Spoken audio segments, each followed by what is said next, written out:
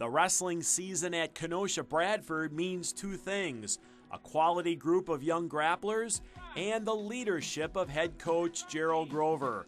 The Red Devil grad has been the man in charge at his alma mater since 1994. He's one of the greatest coaches I've ever had personally. He sits there with me, he works with me, he's asked about school, after college, that kind of stuff. He's one of those coaches that cares more than just the sport. The Red Devils are one of the top teams in the Southeast Conference this season, due in large part to the guidance of Grover. Jerril teaches technique on the wrestling mat, but his influence on the kids goes much farther. His goal is to prepare this group for the future and real-life challenges ahead. Wrestling is definitely like the second part about actually wrestling. The first part is grades, keeping our grades up, being good parents in the community around us. Our wrestling team, it's always grades first and behavior, and he's always trying to make everybody a better person in general, not just a better wrestler. Produces a lot of good wrestlers, but he produces good people first. You have to have a C average just to be on the team, and we had 16 kids on the honor roll this year.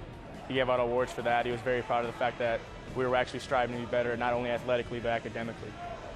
The coach encountered a real-life situation this past summer when a burglar tried to break into his residence. That's when Jerril, the wrestler, took over.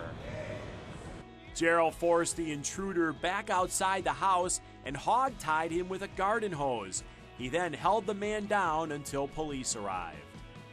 My adrenaline just kicked in to overpower him, and there was a garden hose there, so I just wrapped him up.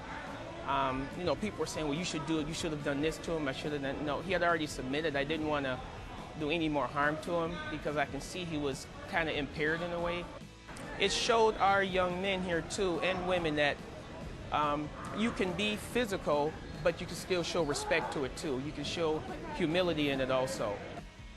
The short-term goal for this year's version of the Red Devils is to qualify for the state team tournament. The long-term goal is so much more. It's not just winning here on the mat. They want to win in life, and if we can help them do that as an educator, that's the main purpose.